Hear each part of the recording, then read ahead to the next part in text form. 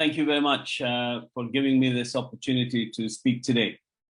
So the quotation chosen by the organizers as the theme for today's commemoration is this: the struggle of man against power is the struggle of memory against forgetting. I agree that memory is a powerful tool. I believe that public articulations of memory are necessary and useful. In both Myanmar and in Bangladesh, there are very many powerful interests and very many self-serving versions of historical events pertaining to the Rohingya. And this makes memory a challenge to the powers that be. They want to decide how a particular episode of history is or should be written. And so when the Rohingya try to assert their memory and their living history in their continuing struggle for justice, they face problems. The sad reality is that it's not just in Myanmar, but also in Bangladesh, that any assertion of their collective memory amounts to a form of challenge. 2 years ago today, there was an emotional offering of prayers in the Rohingya refugee camps of Bangladesh to remember all those killed in the clearance operations of 2017. Tens of thousands of Rohingya gathered. They did not speak against Bangladesh. They spoke of gratitude to Bangladesh. They did not stake a claim in Bangladesh. Indeed, they wanted to go back to Myanmar, but only if the conditions were right. They correctly sought and obtained permission to hold the remembrance meeting from the appropriate authorities. Yet, overnight, Rohingya became enemy number one. The entire body politic of Bangladesh perceived the remembrance event as some kind of threat. There followed measure after measure, starting with mobile SIM confiscation, a ban on 3G and 4G internet, barbed wire fencing, and threats of removal to Bhasanchar.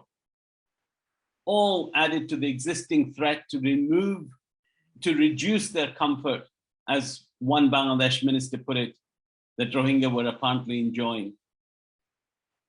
The successive so-called clearance operations by the Myanmar military are not only a part of Myanmar's past, but also the past of other nations, especially its neighbors, and of course, Bangladesh. Yet today in Bangladesh, there are not going to be any academic discussions or public meetings concerning 1 million Rohingya living in southeastern Bangladesh. There will be no attempt to grasp what it means to be a refugee as a common, indeed shared human experience. There will be no discussion about Bangladesh's indifference to the past, its forced and unsustainable repatriation of refugees, or its inability to imagine a future for refugees and its own people. Yet for Bangladesh, allowing the commemoration of August 25th could have been about comprehending its own experience of genocide, its values, and its history.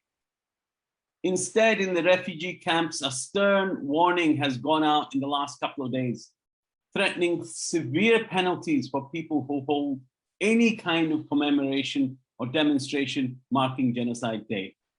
Not only that, there is yet another announcement going around that those who wish to be repatriated will be helped by UNHCR, and they will not be forced, and that it will be voluntary.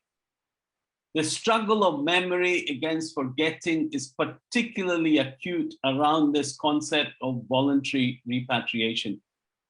UNHCR has always presented this notion of voluntary repatriation in a disingenuous way. In the case of Bangladesh, perhaps it is to eradicate the shameful memory of the 1990s, or confer legitimacy to the process, and to gloss over the fact that a decision to return is always dictated by a complex bundle of factors, including physical and psychological pressures and material needs. It also completely ignores what the refugees will be going back to. For those of us who are not Rohingya, memory must be a matter of identity and solidarity. That is, to engage empathetically with Rohingya who are living in Myanmar, in IDP camps, or the refugee camps, trying to imagine their struggles, mourning their suffering and deaths, and celebrating their triumphs. Yes, there are triumphs.